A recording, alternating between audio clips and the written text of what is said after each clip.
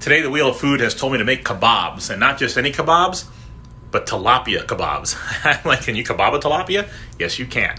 Okay, so classic vegetable for kebabs is zucchini. Red bell pepper, green bell pepper, that's popular too. I'm not a huge fan of bell pepper, so I'm not going to do it today. I have some thyme for my marinade I'm going to put it into. Onion, definitely doing that. I got some mushrooms, and then here's my tilapia.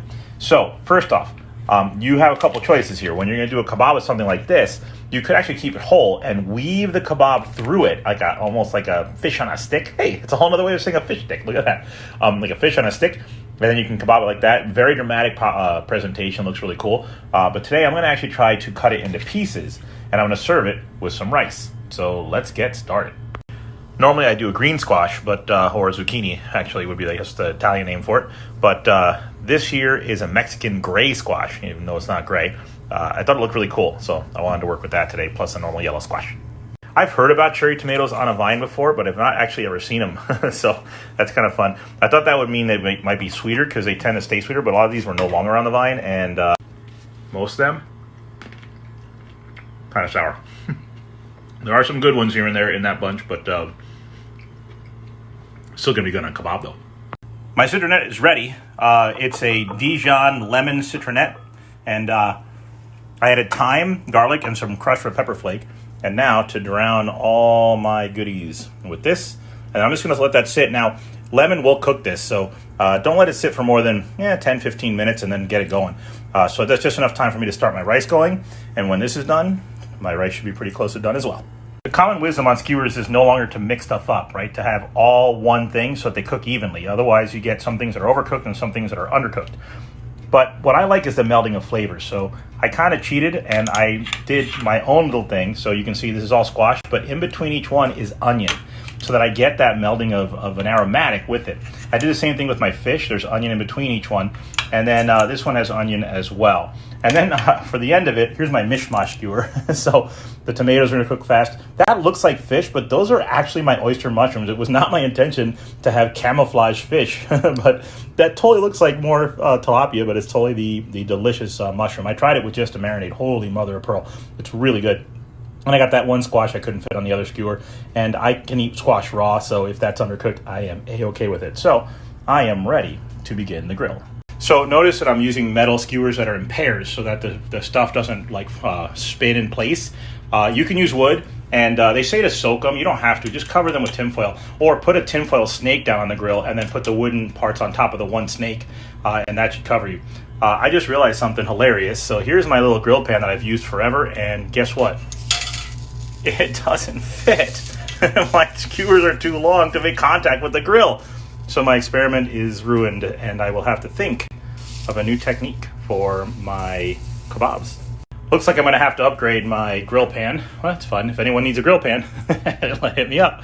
In the meantime, I'm going to get a better one. And I have this grill plate from an outdoor grill. I got it because it was an expired grill. I learned it from Alton Brown. Go to a grill place, ask for an expired grill, and they don't know what else to do with them. They'll sell it to you for almost nothing. So I'm going to put this on a sheet pan. I'm going to put this in the oven and let it heat up very hot. So I'm going to put it in for 12 minutes. And then when that's super hot, I'll put my kebabs right on here. And then I'll put them back in the broiler and let them go. So, it's plan B, but at least I can still get some grill marks on there. All right, so my cast iron grill top has been heating up. So I'm going to pull this out now. Now, normally when you open an oven, you don't want any of the heat to escape. But in this case, what we're doing, according to Alton Brown's description, is upside down grilling. So we actually don't care as much if the heat escapes because really it's like cooking on a grill that's open.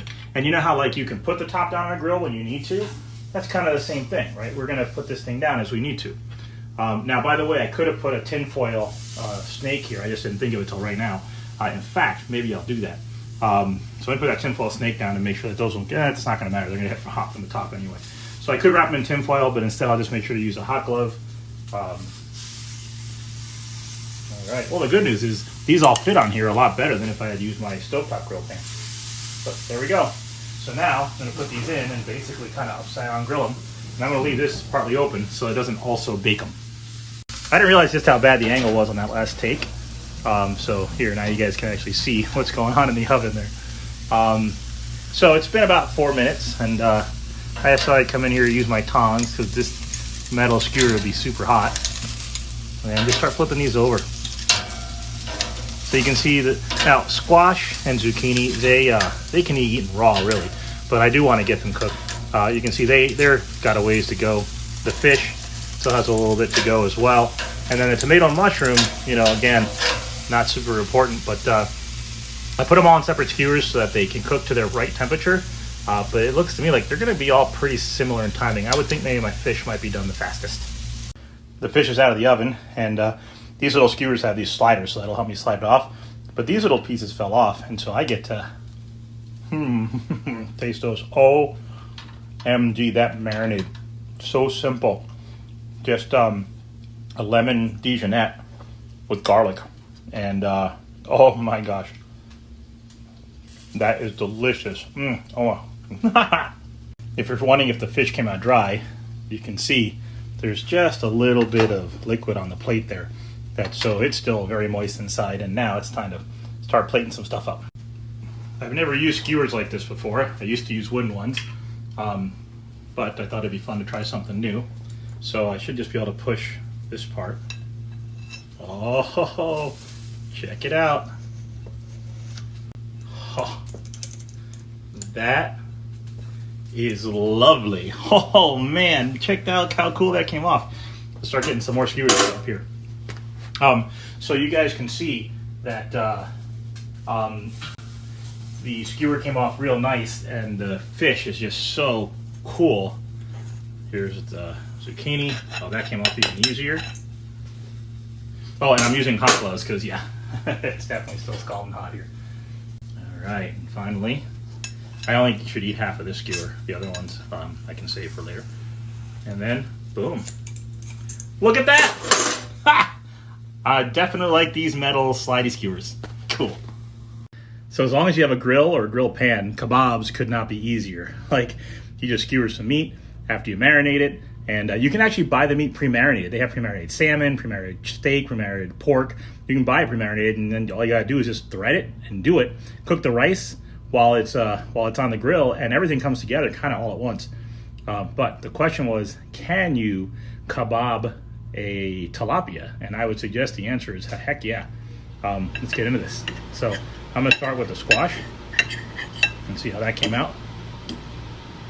Excuse me.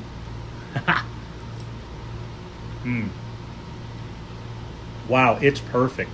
I like my squash delicate and soft, melt in my mouth. And now a little tomato and a little zucchini. Hot.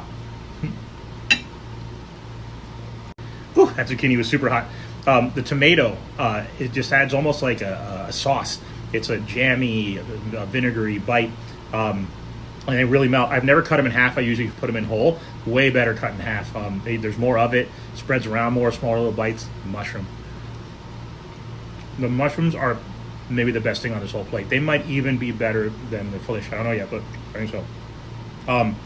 I could do a kebab of just these mushrooms for a vegan or vegetarian friend, and they would lose their minds.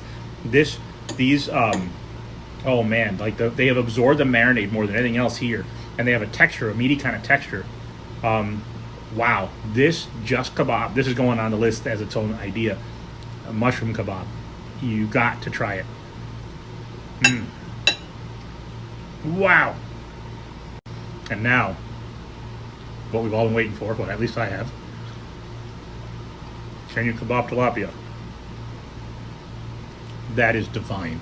It is delicate. It has absorbed the marinade. It's got the char on it from the broiling. So good to know that you have a backup plan. This fish is dynamite. I think I might like tilapia kebabs better than chicken, better than beef. I think this might be my new favorite kebab, other than perhaps those oyster mushrooms, or were they oyster mushrooms? I can't remember right now. But whatever those mushrooms were, holy mother of pearl, those things were so flippin' good. You've got to try it. I confirmed it. They were oyster mushrooms. I couldn't leave you hanging that way. The other thing too, the other experiment was they say to put all of one kind of thing on one skewer, and actually that worked out for me because I was able to pull the fish, and while I was getting everything else plated, I left the zucchini and the mushrooms and tomatoes in there to keep kind of grilling while the fish was already out resting. So that was a nice little side effect. Pull the fish, pull the meat, let it rest while you get everything else going. And at the very last minute, put your vegetables super hot on there. But the other experiment was putting these little slices of onion in between each of the layers. And oh yeah, I mean, I can taste the onion, how it got into every one of these vegetables, perfuming it with that beautiful sweet oniony flavor. So definitely, I hear everyone's doing, homogeneous skewers. I'm not going to go all the way to homogeny, but homogeny with a little bit of aromatic, count me in. Plus the vinegar, plus the garlic that was in the vinaigrette. I have it all.